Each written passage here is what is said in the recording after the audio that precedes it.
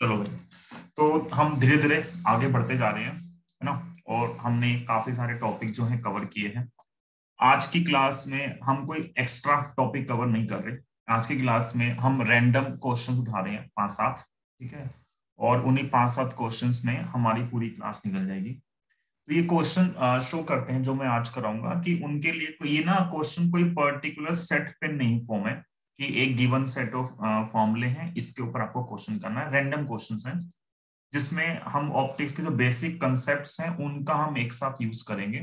जब ऐसे क्वेश्चंस आते हैं तो ये डिफिकल्ट क्वेश्चंस काउंट होते हैं। रीजन ही है डिफिकल्ट काउंट होने का, क्योंकि इन क्वेश्चंस के लिए आपकी जो अप्रोच है वो मतलब कंसेप्चुअल अप्रोच होना चाहिए instead of formula based approach. ठीक है, इस मतलब इनमें से आधे क्वेश्चन तो एनसीईआरटी के ही हैं। तो ये जो जिस पोजीशन पे अब हम हैं, तो इसी टाइम पे ऐसे क्वेश्चन कराने में मन करता है। जैसे ये पहला क्वेश्चन है, ठीक है, तो 5 ही क्वेश्चन करवाएंगे आज हम, फिर 5-7 क्वेश्चन, इसमें पूरी क्लास निकल जाएगी 1 घंटे की हमारी। ये पहला क्वेश्चन है हमारा आज का। पढ़ो क्वेश्चन, ठीक है। प्रतीक एक स्क्रीनशॉट ले लेना। क्वेश्चन के नाम पे 2 बच्चे कम हो गए। हाँ, शायद पढ़ने आए थे। प्रतीक एक स्क्रीनशॉट लो। क्वेश्चन है, image of a small bulb fixed on the wall of a room is to be obtained on the opposite wall d meter away। d meter away, अच्छा वापिस आ गए। d मीटर अवे मतलब एक wall है, ठीक है। और इस वॉल पे हमारे पास एक बल्ब है और इससे एक आसपास दूसरी वॉल है, और दोनों वॉल के बीच में जो डिस्टेंस है वो d है, ठीक है। बोला है इस ऑब्जेक्ट की, इस बल्ब की एक लेंस के थ्रू, कोई बीच में लेंस है, उस लेंस के थ्रू इसकी जो इमेज है वो कहाँ बन रही है। पॉइंट ऑब्जेक्ट मानो, कुछ भी मान लो, इसकी इमेज यहाँ बन रही है दूसरी दो दीवार पे, ठीक है। और दोनों के बीच में जो डिस्टेंस है वो डी है। वो बोला है what is the maximum focal length of the lens required. मतलब ऐसा करने के लिए लेंस की मैक्सिमम फोकल लेंथ क्या होगी। जैसे ही इसने वर्ड यूज किया मैक्सिमम वर्ड, ठीक है, मैक्सिमम बोलते ही ये क्वेश्चन जो है, जो हम अब तक जिस टाइप के क्वेश्चन हम कर रहे थे उससे बाहर हो गया, है ना, उस लीग से ही बाहर हो गया क्वेश्चन, क्योंकि हमने अभी तक ऐसा कोई कंसेप्ट नहीं पढ़ा जहां पे हम मैक्सिमा या मिनिमा कुछ कैलकुलेट करें। तो ऐसे कुछ कुछ क्वेश्चंस आएंगे जहां पे वो रैंडमली कुछ भी बोल देगा कि मैक्सिमा क्या होगा, मिनिमा क्या होगा, है ना, कुछ भी बोलेगा वो। तो ऐसे क्वेश्चंस के लिए हमारी अप्रोच क्या है। वैसे तो कोई एक फिक्स अप्रोच नहीं होती इन सब के अंदर, जहां तक हम जा सकते हैं वहां तक जाते हैं। पहले बोला एक ऑब्जेक्ट है, एक इमेज है, बीच में डिस्टेंस डी है। तो मैं अगर क्वेश्चन को फर्स्ट टाइम पढ़ रहा हूँ तो मैं इसमें सिर्फ इतना लेट कर सकता हूँ कि एक अगर मैं एक्स लेट करता हूँ ऑब्जेक्ट डिस्टेंस को, तो मुझे पता है दूसरा जो होगा वो क्या होगा, डी माइनस एक्स। इतना मुझे पता है, बस इतना मेरा दिमाग चल सकता है कि बीच में एक लेंस रखने से एक ऑब्जेक्ट की दूसरी तरफ इमेज बनेगी। तो एक डिस्टेंस अगर पता है तो दूसरी हम निकाल सकते हैं, टोटल में से एक माइनस कर दें, ठीक है। जब हमने ये पार्ट कर लिया, कन्वेक्स लेंस ही है, ठीक है, तो लेंस के लिए मैं यहाँ पे ये बोल सकता हूँ कि जो यू है वो है माइनस एक्स, और v जो है वो है d minus x. Focal length निकालनी है, नहीं पता तो वो मैंने अभी लेट कर ली f, focal length f let कर ली, ठीक है। और फॉर्मूला जो होता है फोकल लेंथ का 1/f 1/v माइनस 1/u, इस फॉर्मूले के अंदर मैंने ये जो वैल्यूज हैं वो पुट करने की कोशिश की। तो क्या आएगा देखो, 1/f इक्वल टू 1/v कितना है, d माइनस एक्स, और u कितना है माइनस एक्स। सोल्व करोगे तो 1/f कितना आएगा, 1/d माइनस एक्स, और प्लस हो गया 1/x। इसको सोल्व करना है, आता सोल्व करना, बेसिक मैथमेटिक्स है। एक स्टेप में मैं सोल्व कर रहा हूँ। वैसे तो मैं यहाँ पे ना ऐसे चीजों में स्टेप गायब करने की सोचता हूँ, मतलब मिनिमम कैलकुलेशन के लिए। देखो एलसीएम लो, क्या बचेगा यहाँ पे, एलसीएम लोगे तो x ऊपर गया, यहाँ से d माइनस एक्स ऊपर गया, plus x minus x cancel, d बचा नीचे, f से कर दिया मल्टीप्लाई। तो लेफ्ट में मेरे पास आएगा x D minus x square equal to F D. क्या मैं इतनी मैथमेटिक्स डाइट कर सकता हूँ, क्या इतनी मैथमेटिक्स हम डाइट कर सकते हैं, है ना। और सब कुछ ले गए राइट साइड में, तो आएगा x square minus x D या डी एक्स और plus F D is equal to 0। ये मेरे पास एक क्वाड्रेटिक इक्वेशन आ गई। ठीक है, तो यहां तक तो हम फ्लो में पहुंच गए। आगे अब हम इस पॉइंट पे आके अटक गए कि अब क्या होगा, इस पॉइंट के बाद क्या होगा, तो क्वाड्रेटिक इक्वेशन है। अगर मैं इसको सोल्व भी करूंगा तो वहां से तो एक्स निकलेगा। ठीक है, बट मुझे एक्स नहीं चाहिए, मुझे तो फोकल लेंथ निकालने की। फोकल लेंथ क्या होगी लेंस की, जिसके लिए ये कुछ भी एक्स निकल जाए। हमें पता है कि एक्स कुछ भी हो, हमें क्या पता है इस क्वेश्चन में एक्स कुछ भी हो रियल होना चाहिए। ठीक है, एक्स जो है x must be real. X अगर रियल होगा तो रियल कंडीशन है क्वाड्रेटिक इक्वेशन के लिए क्या होती है, याद है कुछ ऐसा कभी पढ़ा हो? एक क्वाड्रेटिक इक्वेशन के अगर हमें रियल सॉल्यूशन चाहिए, मतलब एक्स कुछ भी हो, एक पॉजिटिव या एक फाइनाइट वैल्यू हमारे पास होनी चाहिए। प्रतीक एक स्क्रीनशॉट अब ले लो, वो भेज देना अब वाला। ठीक है, तो उसके रूट निकालोगे ना, उसका जो रूट है, जो डी होता है डिस्क्रिमिनेटर जो होता है, वो क्या होना चाहिए, मोर देन इक्वल टू 0, है ना। और डी की वैल्यू क्या होती है, B square minus 4ac, it should be more than equal to 0। ये थोड़ी अजीब टर्म है ना, यहाँ पे एकदम से कहां से आ गया बीच में, है ना।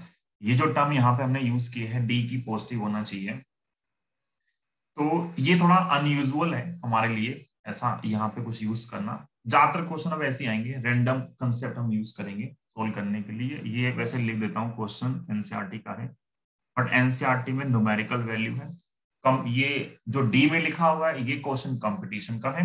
जब डी की जगह हम कुछ वैल्यू पुट कर देंगे 3 4 5 10 मीटर कुछ भी, तो वो क्वेश्चन बन जाता है सीबीएसई के हिसाब से। ठीक है, तो तुम इसका जो एनसीईआरटी में क्वेश्चन है उसका तुम देखोगे सोल्यूशन कहीं भी डाल के, तो उन्होंने सीधा फॉर्मूला यूज किया जो हम निकालेंगे, सीधा फॉर्मूला पुट कर देते हैं, बोले आंसर आएगा, तो बेवकूफी है ना? जब तक हमें बेसिक अप्रोच ना बताओ। तो ऊपर की इक्वेशन के हिसाब से देखोगे तो ए कितना आएगा, coefficient of x square 1, B की वैल्यू आएगी माइनस डी और सी की वैल्यू आएगी एफ डी, क्योंकि एक्स में है ना इक्वेशन, तो कोफिशिएंट ऑफ एक्स होंगे ए बी सी, और बी स्क्वायर माइनस 4ac क्या होता है 0, तो बी का स्क्वायर मतलब डी का स्क्वायर।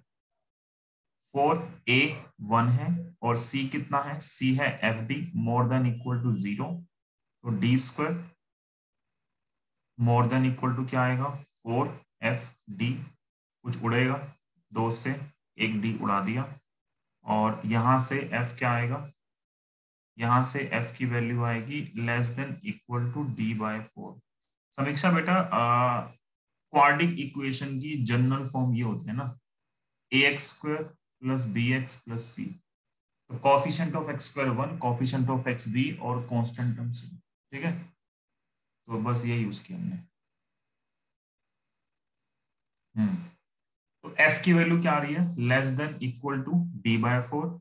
यहां से f मैक्सिमम जो आया वो कितना आया d बाय 4। तो ये पहला फॉर्मूला हमारे पास आया कि मैक्सिमम फोकल लेंथ जो है वो कितनी होती है d बाय 4। तो कंपटीशन में भी हम बोलते हैं कि याद कर लो, ये जो कंडीशन है याद होनी चाहिए कि इन सब केसेस में किसी भी एक पॉइंट पे ऑब्जेक्ट बनाने के लिए अगर आपको ऑब्जेक्ट से इमेज तक की डिस्टेंस गिवन है, तो उसके लिए जो मैक्सिमम फोकल लेंथ पॉसिबल है लेंस की वो कितनी आती है d बाय 4 आती है। तो ये डायरेक्ट फॉर्मूला हो गया आपके लिए। ये क्वेश्चन जनरल है, ये क्वेश्चन सीबीएसई का मतलब नहीं है, एनसीईआरटी का नहीं है। एग्जैक्ट क्वेश्चन एनसीईआरटी में जो है वो नीचे वाला है। अब ये पढ़ के देखो, अगर आपको ये क्वेश्चन समझ में आया है, ठीक है, अगर आपको ये क्वेश्चन समझ में आया है तो ये क्वेश्चन पढ़ के देखो क्या हो सकता है, नीचे वाला क्वेश्चन, क्या ये क्वेश्चन हो सकता है? वैसे तो क्या ही करोगे, सेम ही है, उससे डिफिकल्ट होगा करना, क्योंकि आपको उसके लिए पहले फोकल लेंथ निकालनी पड़ेगी, फिर उसका डेरिवेटिव करना पड़ेगा। है ना, एफ को हाँ, मतलब आपको एफ का डेरिवेटिव करके जो इक्वेशन आएगी उसको 0 कर दोगे। ठीक है, एफ का डेरिवेटिव करके उसको 0 कर दोगे, है ना, जो बेसिक मैथमेटिक्स है। मैक्सिमम मिनिमा के लिए जिस भी फंक्शन को मैक्सिमाइज या मिनिमाइज करना है उसका डेरिवेटिव करना पड़ेगा, उसको जीरो करोगे वहां से आंसर आएगा। हो गया ना। अगला क्वेश्चन जो है, ये क्वेश्चन जो है हो जाना चाहिए, तो दिस इज DIY क्वेश्चन, ठीक है ना। ये क्वेश्चन एनसीईआरटी में ऊपर से सोल्व कर सकते हो, बट मैं सजेस्ट करूंगा कि ऐसे मत करना कि सीधा D/4 पुट कर दिया, बेसिक अप्रोच से करना, ठीक है। यहां लिख देता हूं, डू नॉट, यहाँ पे हम लिख देते हैं कि भाई डायरेक्ट मत यूज करना, डू नॉट। हाँ, आंसर जो है ये मीटर ही है, आंसर बेटा मीटर ही है। आपको क्या दिख रहा है, do not use direct formula, ठीक है। हाँ, उसने पता नहीं क्यों बोला कि सेंटीमीटर में दिख रहा है, उसको मीटर में आंसर बेटा 0.75 मीटर लिखा है सामने। तो हमें D/4 सेंटीमीटर ही था। अच्छा, गीतिका बोल रही है सेंटीमीटर ही था। एग्जाम में भी डायरेक्ट नहीं करना यार, कंपिटिटिव एग्जाम में कर सकते हो, CBSE में 2-3 मार्क्स का क्वेश्चन आता है, तो उसमें मतलब कई बार एक्सेप्टेबल सा नहीं हो पाता। हालांकि CBSE बोलती है award marks for the creative answers, तो कर सकते हो, पर थोड़ा डाइसी है ना, कि मतलब उस तरीके से होगा नहीं होगा, इसलिए बेसिक अप्रोच यूज करना। तो एक क्वेश्चन ये हो गया। अगला क्वेश्चन ये है, शानदार क्वेश्चन हमारे लिए। नेक्स्ट क्वेश्चन, ये क्वेश्चन भी एनसीईआरटी का है। ये जो क्वेश्चन है, ये क्वेश्चन भी एनसीईआरटी का है। अगला क्वेश्चन अच्छा क्वेश्चन है ये भी। इस क्वेश्चन में लिखा हुआ है, a screen is 90 centimetre from an object. एक ऑब्जेक्ट है और ऑब्जेक्ट से 90 सेंटीमीटर दूर हमारे पास एक ऑब्जेक्ट है, एक स्क्रीन है यहाँ पे, ठीक है। ये स्क्रीन है, तो 90 सेंटीमीटर दूर ऑब्जेक्ट से बीच में एक लेंस है, यहाँ पे कहीं एक लेंस है, और वो लेंस क्या कर रहा है, वो लेंस इस ऑब्जेक्ट की इमेज फॉर्म कर, यहाँ पे एक छोटा सा लेंस है। ओहो, कहाँ गया हमारा स्केचिंग पार्ट, सारे अलग से हैं क्वेश्चन ये, इधर गया, ये ऑब्जेक्ट है, ऐसा ऐसा कुछ इसकी इधर इमेज बन रही है। फर्स्ट केस में इस लेंस ने इसकी इमेज बनाई, और दोनों के बीच में जो डिस्टेंस है वो कितनी है, 90 सेंटीमीटर दोनों के बीच में डिस्टेंस है। बोला a screen is 90 centimeter from an object. The image of object on the screen is found by convex lens at two different locations separated by 20 centimetre. मतलब पहले एक ऑब्जेक्ट की इमेज फॉर्म की लेंस ने, कहां पे, जो एक ऑब्जेक्ट पोजीशन है एक इमेज पोजीशन है। फिर क्या हुआ, बोला जब मैं लेंस को 20 सेंटीमीटर से रिप्लेस कर दूं, मतलब शिफ्ट कर दूं, जब मैं लेंस को, सेम लेंस को 20 सेंटीमीटर से शिफ्ट कर दूं, तो भी इस ऑब्जेक्ट की जो इमेज है वो वहीं बनती है उसी पॉइंट पे, और दोनों लेंस के जो बीच में पोजीशन है, ये जो पोजीशन है दोनों के बीच में वो 20 सेंटीमीटर, ऐसा क्वेश्चन कह रहा है, ठीक। तो बोला है बताओ यहां से इस लेंस की फोकल लेंथ क्या होगी, अगर ऐसा बनता है तो लेंस की फोकल लेंथ होगी, मतलब 20 सेंटीमीटर शिफ्ट करने से उस ऑब्जेक्ट की उसी पॉइंट पे बनती है इमेज।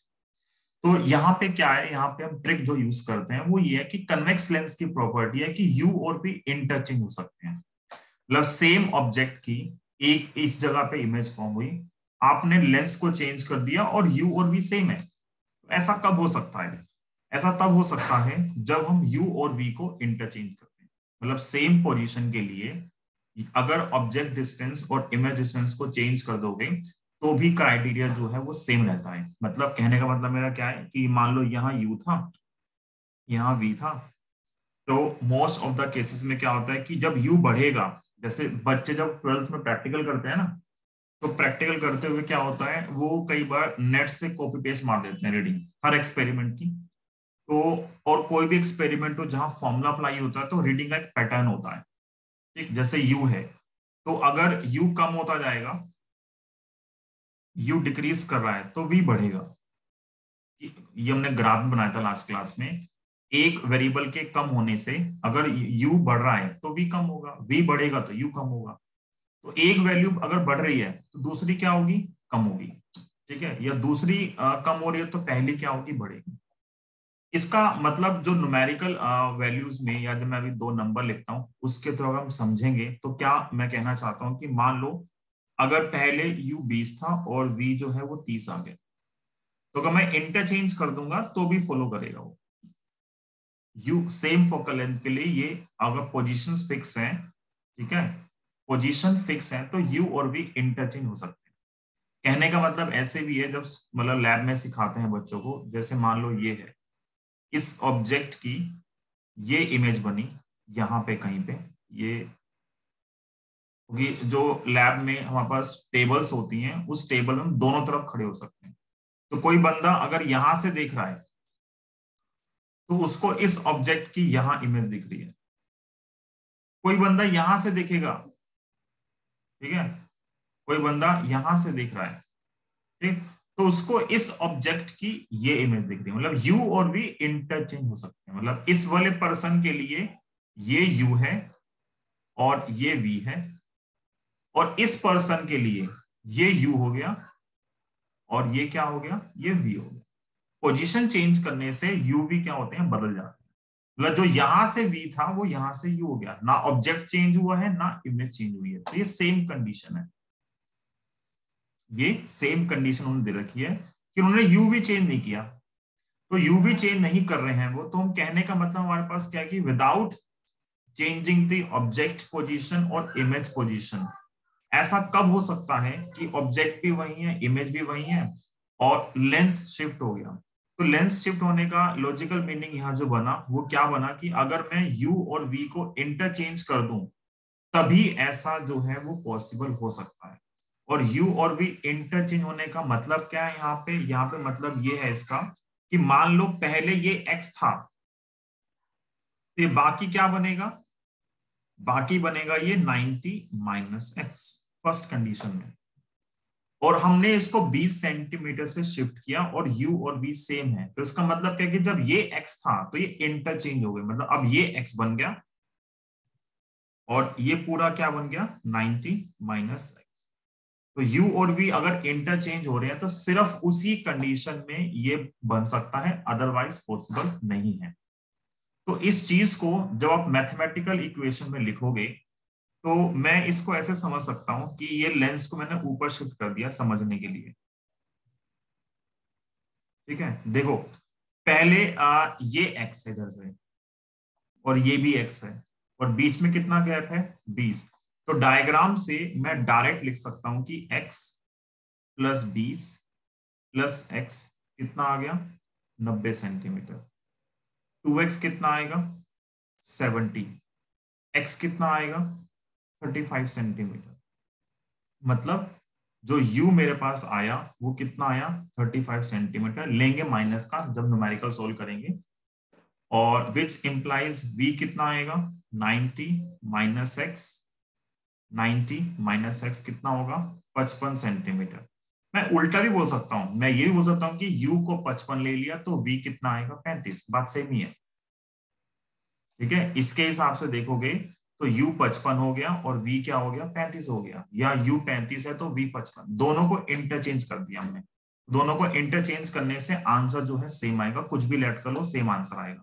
तो now using the focal length formula 1/f equal to 1/v minus 1/u।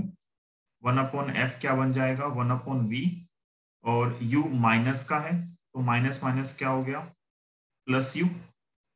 या ऐसे नहीं करते, ये तरीका गलत है। 1/f को लिखते हैं हम 1/55 माइनस माइनस 1/35। ठीक है, और एलसीएम लोगे तो सीधा सीधा लिख सकते हैं इसको। यह आएगा 1/55 प्लस 1/35।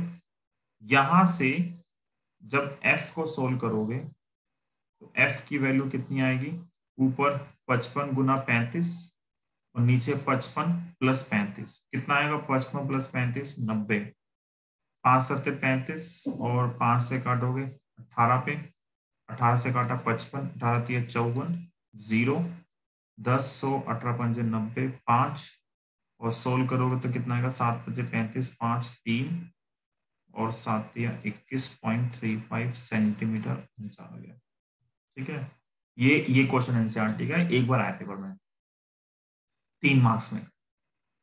बेसिक लॉजिक ये है कि सिर्फ डिस्टेंसेस को हमने क्या कर दिया, ऐड कर दिया और सोल्व कर दिया। ठीक, ये सारे वो क्वेश्चंस हैं जो ऊपर के जो हमने टॉपिक किए हैं उनमें किसी टॉपिक के अंदर नहीं आते, फ्लो में नहीं होंगे, ये सारे ऐसे बाद में डिस्कस करने पड़ते हैं, जो हम सब कुछ पढ़ लेते हैं। ठीक है, तो ध्यान रखने हैं, क्वेश्चन अलग है, क्वेश्चन सारे, तो ध्यान रहेंगे तभी आप पेपर तक जो है इनको पेपर में सोल्व कर पाओगे। देखो हमेशा क्या होता है, पेपर आसान आता है तो सब अच्छा लगता है, जब पेपर टफ आता है और ऐसे 2 3 क्वेश्चन भी आ जाते हैं चैप्टर से, तो फिर आधे बच्चों का दिमाग चलना बंद हो जाता है, क्योंकि ये ऐसे क्वेश्चन है पहले किए हुए हैं सोल्व, तभी होंगे सोल्व, नहीं तो नहीं होंगे सोल्व। एक क्वेश्चन जैसा ये है क्वेश्चन, एक क्वेश्चन मैंने दिया है ये प्रैक्टिस के लिए, देखो हो सकता है क्या, वैसे तो हाँ ही करोगे क्योंकि सेम ही है। नीचे जो क्वेश्चन है ये, नीचे जो क्वेश्चन है ये, क्या ये क्वेश्चन सोल्व कर सकते हो, है ना? ना तो बोलोगे नहीं। टफ लगे हैं क्वेश्चन क्या, जो 2 किए हैं, क्या आपको जो हमने 2 क्वेश्चन किए हैं वो टफ लगे हैं? नहीं, सब आसान है। अच्छा नहीं लगे, ठीक है बहुत बढ़िया, नहीं लगे तो this is DIY question, try कर लेना, आंसर दे रखा है। वैसे सब क्वेश्चन असाइनमेंट के भी है, ये सारे क्वेश्चन असाइनमेंट के ही हैं, और असाइनमेंट में मैंने ये सब क्वेश्चन डाल रखे हैं मिसलेनियस के अंदर, क्योंकि ये पहले के किसी भी टॉपिक के अंदर नहीं आ सकते। ठीक, ये सारा मिसलेनियस का पार्ट है ना? तो हमने 2 अलग कंसेप्ट के क्वेश्चन किए हैं, थर्ड जो इन दोनों के पिताजी हैं वो है ये क्वेश्चन हमारा। ठीक है, दोनों का पिताजी है ये सोचो, मतलब इस क्वेश्चन का लेवल क्या तगड़ा कुछ लेवल है, वैसे तो मुझे आसान लगता है क्वेश्चन है, लेकिन लेवल सोचो, ये अकेला न्यूमेरिकल, सिंगल न्यूमेरिकल 5 मार्क्स में आया हुआ 3 बार। ठीक है, शायद 17 में, 18 में और 19 में 3 मार्क्स में था सेम क्वेश्चन, मतलब वैल्यू चेंज है थोड़ी थी, थोड़ी थोड़ी। तो एक तो पढ़ो, पढ़ते पढ़ते थक जाओगे तुम, क्वेश्चन बड़ा है क्वेश्चन, तभी 5 मार्क्स के हिसाब से, और ये एनसीईआरटी का लास्ट क्वेश्चन है, एनसीईआरटी लास्ट क्वेश्चन, ये एनसीईआरटी में लास्ट क्वेश्चन है, कुछ ज्यादा ही बड़ा है। हाँ इतना बड़ा क्वेश्चन है, देखो पूरे पेज पे एक क्वेश्चन आता है क्योंकि उसका फॉन्ट भी बड़ा होता है सीबीएसई का, और तब जब आते थे तो मतलब जो ऑफलाइन पेपर होते थे तो पूरे पेज पे एक ही क्वेश्चन, सोच सकते हो और एनसीईआरटी भी देखोगे ना, लास्ट पेज पे अकेला क्वेश्चन है ये, नीचे सारा खाली है, मतलब एनसीईआरटी भी चाहते हैं कि आप इस क्वेश्चन को वहीं पे सॉल्व करो, उन्होंने खाली स्पेस दे रखा आपको अकेले क्वेश्चन के लिए, लास्ट का क्वेश्चन है एनसीईआरटी में। तो इस क्वेश्चन को पढ़ो, ठीक है, एनसीईआरटी लास्ट क्वेश्चन, इसमें काफी कुछ दे रखी है लैंग्वेज। क्वेश्चन में लिखा हुआ है बच्चों की हवा टाइट हो जाती होगी पेपर के टाइम। हाँ एक्चुअली क्या है, बहुत सारे बच्चे जो है, देखो 2 टाइप के बच्चे होते हैं, मैंने पहले भी कहा था, एक वो बच्चे जो कोचिंग लेते हैं और एक वो जो कोचिंग नहीं लेते। ठीक है, जो कोचिंग नहीं लेते उनमें भी 2 टाइप होते हैं, जिनको न्यूमेरिकल पसंद है और जिनको नहीं है। ठीक है, क्योंकि जो कोचिंग लेते हैं उनका तो थ्योरी डब्बा हो जाती है, डब्बा होती है उनकी थ्योरी, क्योंकि उनका ब्रेन वॉश्ड होता है कि थ्योरी किसी काम की नहीं होती, छोड़ दो, तुम्हारा जो एक ही एम है आईआईटी क्रैक करना या नीट क्रैक करना, तो थ्योरी नहीं पढ़नी आपको, तो उसके चक्कर में डेरिवेशन करना और ये डेरिवेशन रटना ये तो करते ही नहीं वो, तो अगर पेपर थ्योरेटिकल आ गया तो उनकी लग गई सही से। ठीक है, क्योंकि उनकी अप्रोच ही अलग है। फिर अगर पेपर जो है पेपर में न्यूमेरिकल ज्यादा आ गए तो वो खुश होते हैं, फिर जो थ्योरी पढ़ के जाते हैं उनकी लग जाती है। तो इसलिए फिजिक्स का जो पेपर आता है ना, वो मतलब इंडिया का मान लो सेकुलर मतलब उसका पार्ट होता है कि कोई ना कोई तो दुखी होगा ही होगा, है ना? पेपर ऐसा नहीं आता कि हर बच्चा खुश हो। ठीक है, कोई ना कोई तो लपेटे में आएगा ही आएगा। पेपर न्यूमेरिकल आया तो थ्योरी वाला गया, थ्योरी आएगी तो न्यूमेरिकल वाला गया। बैलेंस पेपर बन ही नहीं रहा है। प्रॉब्लम ये है फिजिक्स के अंदर कि वो पीछे से पेपर बैलेंस नहीं आ रहा।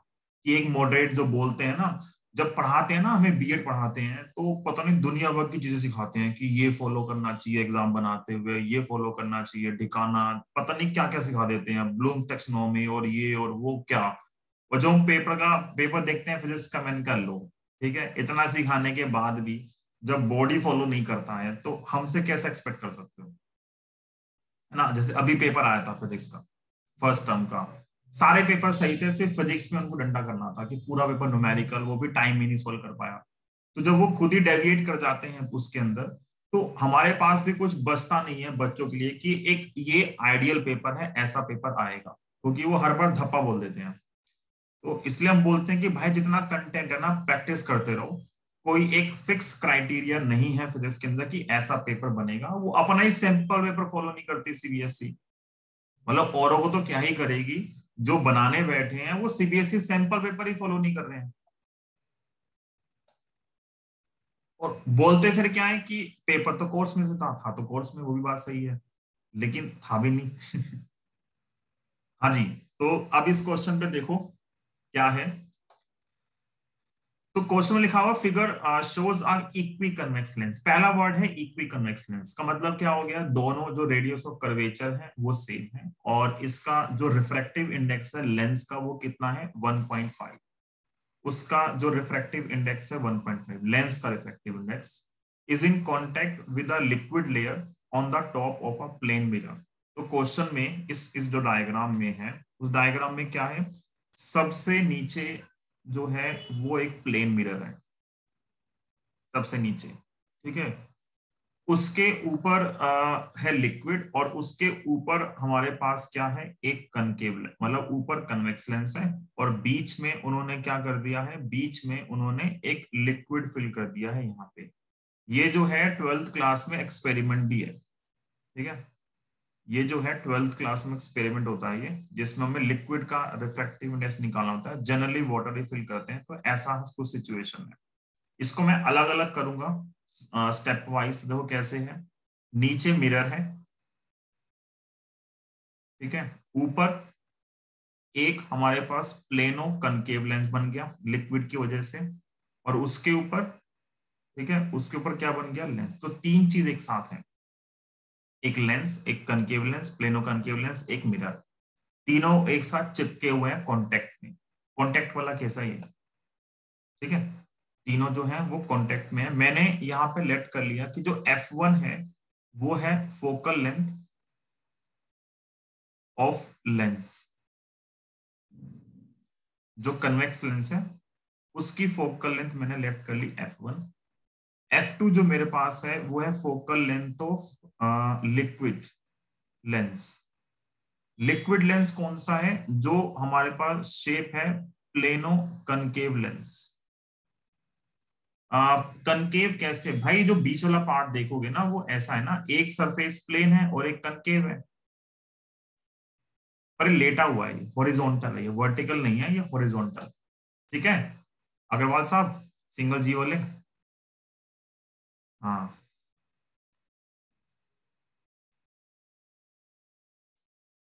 ये कैसे डिसाइड करते हैं रोहित कि हमारे अग्रवाल के अंदर सिंगल जी होगा या डबल जी होगा, है ना। कोई मतलब इसके पीछे कोई फॉर्मूला वॉर्मूला है क्या, कितने अग्रवाल है रोहित, नहीं पता नहीं, अच्छा। तो एक F1 है फोकल लेंथ ऑफ लेंस, एक हो गया F2 focal length of liquid lens, plano concave lens जो लिक्विड है, और एक मैंने F मान लिया, ये मेरे पास क्या है, फोकल लेंथ ऑफ कॉम्बिनेशन, ठीक है। Focal length of combination, F जो आ गया फोकल लेंथ ऑफ कॉम्बिनेशन। अरे जो मैंने वो लिखा था ना पैरोडी, ठीक है, उसके बाद बड़ी रिक्वेस्ट आई है कि और भी लिखो। मैंने कहा चलो अगले वीकेंड के लिए एक और तैयार करूंगा मैं। तो एक F1 है फोकल लेंथ ऑफ लेंस और एक F2 है focal length of liquid lens, एक है F focal length of combination. Question ये है कौन सा कॉम्बिनेशन, पर यहाँ तो तीन चीज थी ना, एक लेंस है ऊपर कन्वेक्स लेंस, फिर कनकेव लेंस, नीचे मिरर। मिरर कहाँ गया? मिरर की फोकल लेंथ जो होती है प्लेन मिरर की, प्लेन मिरर की फोकल लेंथ होती है इंफिनिटी, तो उसका कोई कंट्रीब्यूशन नहीं आता, क्योंकि अगर आपको याद हो फॉर्मूला जो है कॉम्बिनेशन का वो ये होता है 1/f equal to 1/f1 plus 1/f2 and so on, है ना। तो मिरर के लिए अगर मान लो मैं 1/f3 ऐड करता हूँ, f3 लेकिन इंफिनिटी है तो 1/इंफिनिटी कितना हो गया? 0। तो प्लेन मिरर का कॉम्बिनेशन में रोल नहीं होता, तो हम काउंट नहीं करते, हम सिर्फ लेंसेस काउंट करते हैं। तो ऊपर है कन्वेक्स लेंस, बीच में प्लेनो कनकेव लेंस और नीचे क्या आ गया? मिरर। तो मिरर मैंने स्किप कर दिया, इसकी जो फोकल लेंथ है वो इंफिनिटी है। मिरर की जो फोकल लेंथ है वो क्या है? इंफिनिटी।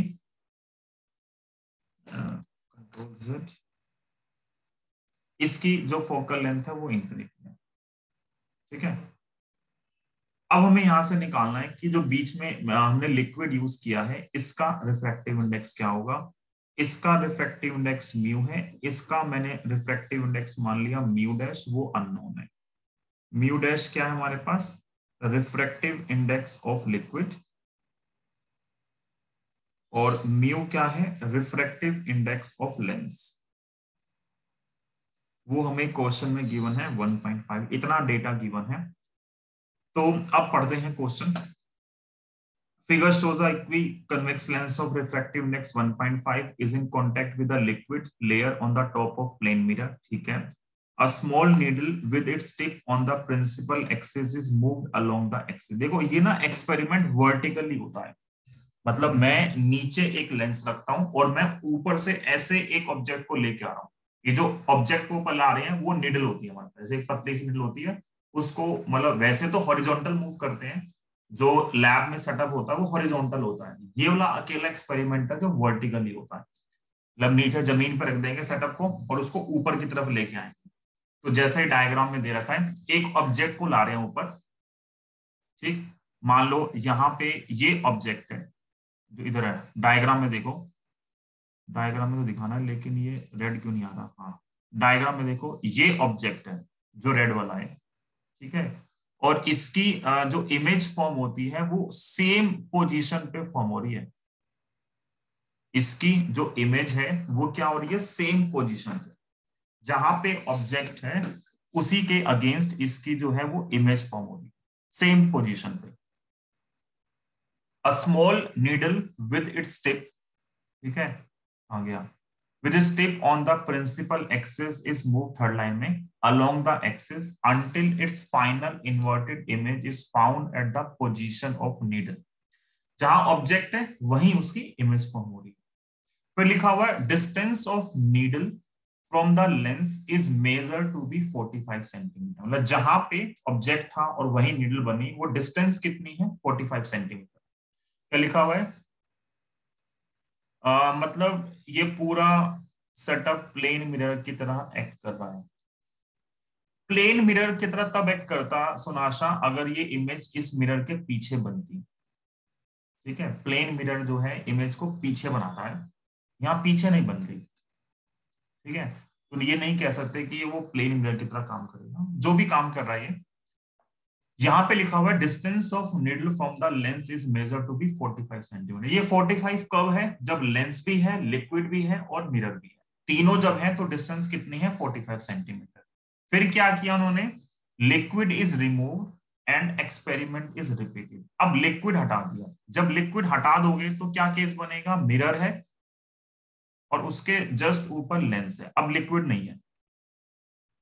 तो इस केस में जो डिस्टेंस है, मतलब सेम एक्सपेरिमेंट की, लिक्विड हटा दिया, एक ऑब्जेक्ट है ऊपर लेके जा रहे हैं, उसकी सेम तरफ क्या बन रही है? इमेज बन रही है, तो वो डिस्टेंस कितनी आ रही है? 30 सेंटीमीटर। तो यहाँ पे जो पूरा रोल है वो इन दो डिस्टेंस का, एक 45 है और एक कितनी है?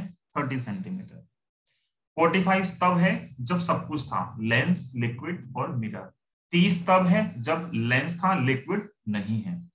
एक लाइन लिखी है जिसके बेस पे हम पूरा क्वेश्चन जो है वो सॉल्व करते हैं। अगर ये लाइन नहीं लिखी होगी तो हमारे लिए सॉल्व करना मुश्किल है। ये लाइन में गिवन है, given that the two values of distance measured represent the value of focal length in two cases. ये जो वैल्यू आ रही है ये फोकल लेंथ रिप्रेजेंट करता है। किसकी फोकल लेंथ? सिस्टम की फोकल लेंथ, जो भी वहां प्रेजेंट था। मतलब जब 45 सेंटीमीटर आया तो 45 सेंटीमीटर फोकल लेंथ है। किसकी फोकल लेंथ है? पूरे सिस्टम की फोकल लेंथ है। तो सिस्टम में है क्या 45 के टाइम पे? लेंस है, लिक्विड है, मिरर है। और 30 कब है? 30 तब है जब लिक्विड नहीं था, मतलब लेंस है और मिरर है। तो इन चीज का यूज करके जो आपके सामने डेटा लिखा हुआ है, क्या आप आइडेंटिफाई कर सकते हो कि 45 जो है वो F1 F2 F में क्या होगा और 30 जो है वो F1 F2 F में क्या होगा? बता सकते हो? क्वेश्चन रीड करने के बाद क्या अब आप बता सकते हो कि what is F and what is F1 और F2? क्या आप ये आइडेंटिफाई कर सकते हो कि कौन सा F है, कौन सा F1 है और कौन सा F2 है? सर हाँ सर, इसमें ऑब्जेक्ट का जो 45 दे रखा है कि नीडल 45 सेंटीमीटर के डिस्टेंस पे है, तो वो तो हमारे पे डिपेंड करता है ना कि हम कितना उसे ऊपर खींच रहे हैं। नहीं, ऐसा नहीं होता। तुम्हारा जो अवंतिका ना, तुम्हारा जो डाउट है वो मैं समझ गया क्या कहना चाहते हो। और इस डाउट का हमारे पास जो आंसर होता वो होता प्रैक्टिकल बेस्ड आंसर होता कि ऐसा नहीं है कि आप ऑब्जेक्ट को कहीं भी ले जाओगे। हर जगह पे ऑब्जेक्ट की जो इमेज बनेगी वो सेम पोजीशन पे नहीं बनेगी। हमें वो डिस्टेंस चूज करनी है जहां पे इमेज भी उसी पॉइंट पे बन रही है। मतलब ऐसा हो सकता है ना, देखो ऐसा हो सकता है ना कि जैसे मान लो कोई लेंस था, कोई भी लेंस था, यहाँ ऑब्जेक्ट है और यहीं इसकी इमेज फॉर्म हो रही है। बट हो सकता है ना कि आपने ऑब्जेक्ट को आगे कर दिया तो इमेज जो है शिफ्ट होगी कहीं पीछे की तरफ। हम वो डिस्टेंस लोकेट कर रहे हैं जहां पे ऑब्जेक्ट और इमेज दोनों सेम डिस्टेंस पे हैं। ओके सर, ठीक है। तो अब डेटा क्वेश्चन रीड करके मैं ये बता सकता हूं कि जो f की वैल्यू है इस क्वेश्चन में, जो f की वैल्यू है वो कितनी है? क्या हो गया इसको? f की वैल्यू है 45 सेंटीमीटर और जो f1 की वैल्यू है वो है 30 सेंटीमीटर और जो f2 है वो हमारे पास क्या है? अननोन है। ठीक है। और f1 30 सेंटीमीटर और f2 अननोन। इसका यूज करके मैंने पहले यूज किया कॉम्बिनेशन का फॉर्मूला। मैंने यूज किया 1/f is equal to 1/f1 plus 1/f2। यहां से 1/f2 कितना आएगा? 1/f minus 1/f1। 1/f कितना है? 1/45 माइनस 1/30। सोल्व करोगे इसको 2 से मल्टीप्लाई डिवाइड कर दिया तो 2/90, ये हो गया 3/90। सोल्व किया, सीधा आंसर आ गया -1/90 और F2 की वैल्यू आ गई -90 सेंटीमीटर। माइनस में क्यों आ रही है? क्योंकि प्लेन और कनकेव लेंस है, आनी भी चाहिए थी नेगेटिव। तो भाटिया साहब ने पहले ही सोल्व कर लिया। ठीक है, F2 आ गया -90 सेंटीमीटर। आगे के क्वेश्चन को मैंने 2 पार्ट में ब्रेक कर दिया। ठीक है, मुझे कनकेव लेंस जो है, प्लेनो कनकेव लेंस जो लिक्विड की फॉर्म में है, उसका रिफ्रैक्टिव इंडेक्स निकालना है। तो मैंने यहाँ पे प्लेनो कनकेव लेंस ड्रॉ किया। ठीक है, देखो इस प्लेनो कनकेव लेंस के लिए फोकल लेंथ F2 कितनी है? -90 सेंटीमीटर। क्या आप बता सकते हो इस प्लेनो कनकेव लेंस के लिए R1 कितना आएगा और R2 कितना आएगा? इस प्लेनो कनकेव लेंस के लिए R1 कितना आएगा और R2 कितना आएगा? म्यू डैश तो रिफ्रैक्टिव डैश तो म्यू डैश है, याद है ना? प्लेन सरफेस के लिए कितना होता है और सेकंड सरफेस का सेंटर क्या होगा? तो R1 तो इंफिनिटी। प्लेन सरफेस की रेडियस ऑफ कर्वेचर कितनी आती है? इंफिनिटी। प्लेन सरफेस की जो रेडियस ऑफ कर्वेचर है वो कितनी आती है? इंफिनिटी। प्लेन सरफेस के लिए, प्लेन सरफेस के लिए रेडियस ऑफ कर्वेचर क्या है? इंफिनिटी। और सेकंड की होगी पॉजिटिव, तो R2 जो आएगा वो आएगा +R। R2 का इसका जो सेंटर बनेगा वो ऐसे बनेगा ना, तो सेंटर राइट में आएगा तो +R हो गया। तो फॉर्मूला यूज किया 1/f2 equal to mu dash -1 और 1/r1 इंफिनिटी और 1/r2 r। 1/f2 की वैल्यू कितनी है, -1/90, म्यू डैश -1 और -1/r। लेकिन मैं क्वेश्चन सोल्व नहीं कर पाऊंगा क्योंकि मुझे r नहीं पता। क्वेश्चन बोला है म्यू डैश निकालो, म्यू डैश निकालने के लिए मुझे r चाहिए, बट r गिवन ही नहीं है। तो r गिवन नहीं है तो अब हमारा पार्ट ये है कि हमें किसी तरीके से r निकालना है। r कैसे निकालेंगे, उसके लिए मैंने यूज किया कन्वेक्स लेंस। कन्वेक्स लेंस है, ठीक है। तो कन्वेक्स लेंस के लिए R1 क्या आएगा, +r, R2 क्या आएगा, -r। फोकल लेंथ कितनी है इसकी, 30 सेंटीमीटर। रिफ्रैक्टिव इंडेक्स कितना है इसका, 1.5। सब दे रखा है, सब दे रखा है। रिफ्रैक्टिव इंडेक्स 1.5 है, फोकल लेंथ 30 है। R1 R2 R हो गया। ऐसा क्वेश्चन आपने पीछे किया हुआ है 2 मार्क्स में, तो आप सोल्व करके बता सकते हो कितना आएगा। तो 1/30 इज इक्वल टू 1.5 -1। इतना डायरेक्ट कर सकता हूँ ना भाई, ये इतना भी नहीं करने दोगे direct. 1/30 is equal to 0.5 into 2/r। यहां से r की वैल्यू कितनी आएगी, 30 सेंटीमीटर। ये जो r 30 सेंटीमीटर आया है, इसको हमने यहां पुट कर दिया, तो ये आएगा -1/90 is equal to mu dash -1 और -1/30। क्या किया हमने, यहां से इस r को हमने इधर रख दिया। जगह है हमारे पास, जगह तो नहीं है, थोड़ी सी जगह है, जगह क्रिएट कर सकते हैं हम दोनों। हाँ, क्योंकि सेम ही कंडीशन पे है ना शुक्ला साहब, सेम कंडीशन पे है, इसलिए जो सेटअप है ना, ये देखो, ये सेटअप और ये सेटअप सेम है। शुक्ला साहब का डाउट है कि आर सेम क्यों है, कि जहां ये मिरर खत्म हो रहा है वहीं उतने तक ही लेंस है, इसलिए दोनों का आर सेम लेके चलेंगे, ठीक है। अगर आर अलग अलग होगा तो फिर हमें कुछ और कंडीशन गिवन होगी सोल्व करने के लिए। ओके, साक्षी मीना दोबारा सोल्व करो, सोचो, खुद सोचो साक्षी मीना, जो तुमने आंसर दिया है क्या ये आंसर पॉसिबल भी है, क्या एब्सोल्यूट रिफ्रैक्टिव इंडेक्स 2/3 आ सकता है।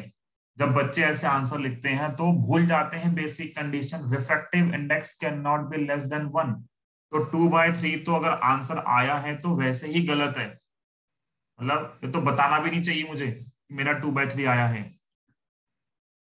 तो यहां से क्या होगा, जब कैंसिल करोगे तो ये घटा 3 पे, माइनस माइनस कैंसिल, और म्यू डैश -1 1/3, बिल्कुल सही है, अब सही है। 1 + 1/3, आंसर क्या आएगा 4/3। तो म्यू डैश की वैल्यू आ गई 4/3। तो ये 5 मार्क्स का क्वेश्चन है, सोचो। हालांकि 5 मार्क्स के हिसाब से आसान क्वेश्चन है, मुझे ये क्वेश्चन आसान लगता है। क्या ही करना है, 2 कंसेप्ट हैं, पहले कॉम्बिनेशन का यूज करके इंडिविजुअल फोकल लेंथ निकालनी, और फिर लेंस मेकर फॉर्मूले पुट करके, अगर आर दे रखा है तो सही है, नहीं दे रखा तो वैल्यू आर निकालो, पुट कर दो, खत्म क्वेश्चन। तो इसमें बेस जो रीड करके हमें पता लगा है कि जो डिस्टेंस दे रखी होती है वो डिस्टेंस कौन सी होती है, फोकल लेंथ के बराबर होती है, तभी हम सोल्व कर सकते हैं, है ना। एक 45 थी और एक 30 थी। तो अगर नोट डाउन नहीं किया है इसका स्क्रीनशॉट लो एक बार फटाफट। कर कर लिया है तो बहुत बढ़िया है। वैसे हो गया साथ साथ नोट डाउन, नहीं, जैसे जिस स्पीड से मैं चल रहा हूं तो मेरे ख्याल से उस स्पीड से तो तुम साथ साथ नोट डाउन कर ही लेते होगे, हो गया ना। ठीक है, बहुत बढ़िया, लिख लिया था ना क्वेश्चन।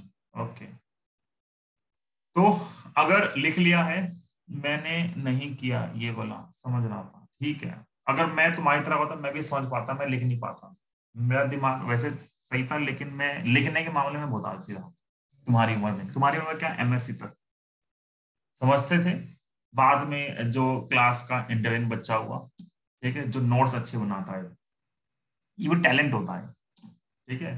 ये टैलेंट होता है कि कई लोग जो है, जो सुन रहे हैं ना, मतलब जो भी टीचर बोल रहा है साथ साथ लिखते जा रहे हैं, ठीक है, और हर चीज लिख रहे हैं।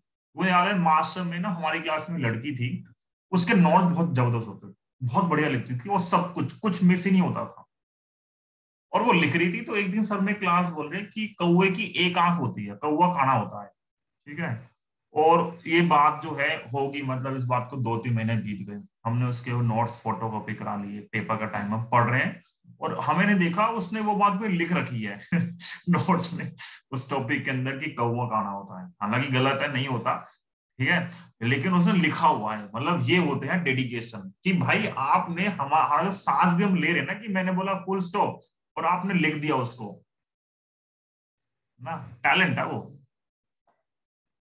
ऐसे टैलेंटेड लोग जब मिलते हैं ना, कन्वेक्स एंड कनकेव दोनों में सोनाशा रेडियस दोनों में सेम इसलिए है, सबके अंदर नहीं होता ना, नहीं है तो नहीं है ना, खत्म बात, उसके लिए क्यों परेशान होना। देखो सिंपल सी बात है, या तो आपको सब कुछ आता है या आप उसको जानते हो जिसको सब कुछ आता है, ठीक है। तो नोट्स नहीं बना सकते हो तो उसको जानो जो नोट्स बना सकते हैं, आप समझ लो, ठीक है, समझना जरूरी है ना। साथ साथ लिखना सबके बस की नहीं होता, मतलब आप प्रैक्टिस करते रहो, लिखते रहो, लेकिन कई बार छूट जाती हैं चीजें। सुनाशा देख, जहां पे ये मिरर खत्म हुआ है ना, लिक्विड लेंस, वहीं पे उतनी ही स्पेस के अंदर लेंस है, इसलिए दोनों की रेडियस ऑफ कर्वेचर सेम है। ठीक, अब मुझे 5 मिनट और चाहिए क्लास के लिए बस।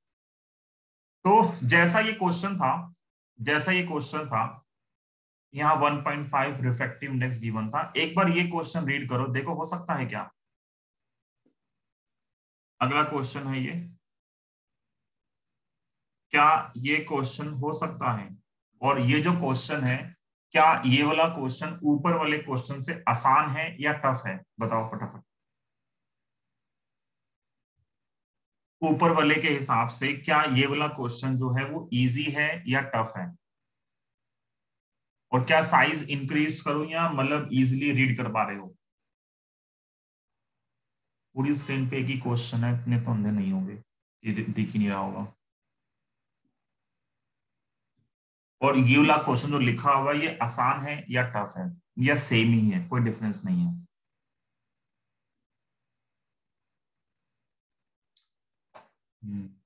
इजी क्यों है आर्यन।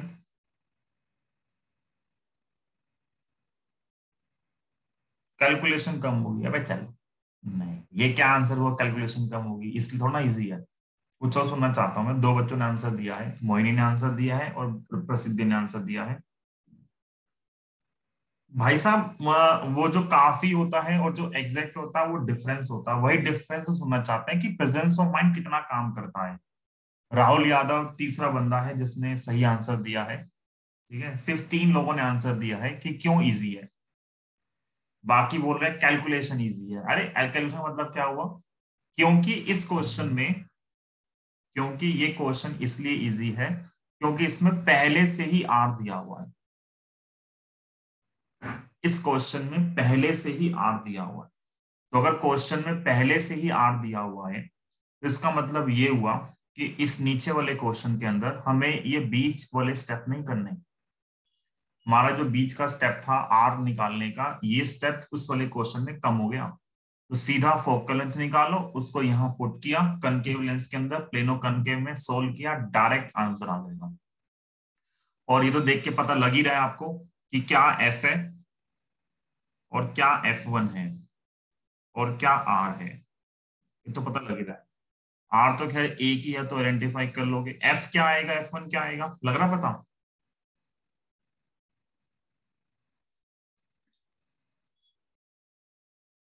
एफ क्या आएगा और F1 क्या आएगा, F 15 है और F1 जो है 10 सेंटीमीटर, ठीक है। ये 2 क्वेश्चन करने के बाद बच्चों का दिमाग चलता है, अच्छा बेटा यहाँ पे भी जो F 45 था और F1 30 है और यहाँ भी F 15 है और F1 10 है, मतलब जो बड़ा है उसको F मानना है, जो छोटा है उसको क्या मानना है, F1 मानना है, ठीक है। तो ऐसे बच्चे जो है पैटर्न ढूंढ लेते हैं याद करने का। तो फिर CBSE बोलती है अच्छा बेटा इतना इतना तुम पैटर्न ढूंढोगे तो अब ये क्वेश्चन करो, ठीक है। CBSE ने ए भी दे दिया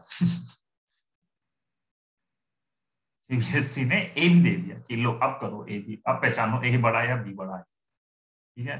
तो बेसिक कंसेप्ट ध्यान रखो, ये जो लॉजिक लेते हैं कि जो बड़ा आएगा और ये होगा, ये सब खाम खा के लॉजिक होते हैं, इनका कोई सेंस नहीं होता।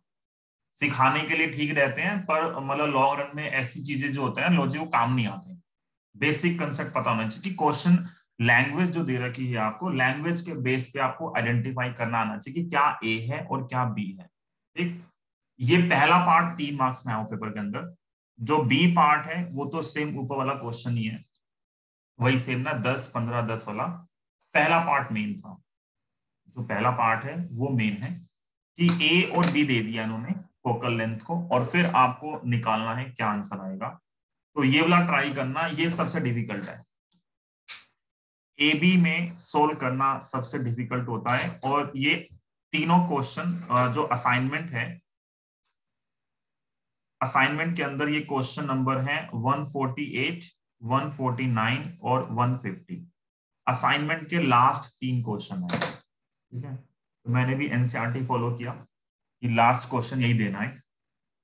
तो असाइनमेंट के 3 जो क्वेश्चन मैंने अभी कराए हैं, ये पहला क्वेश्चन, ये तीनों क्वेश्चन पेपर में आया हुआ है। ये 5 मार्क्स में आया पेपर के अंदर, ये भी 5 मार्क्स में आया है, और इसका पहला पार्ट 3 मार्क्स में। हालांकि ये भी 5 आना चाहिए था, पर दिया 3 में इन्होंने।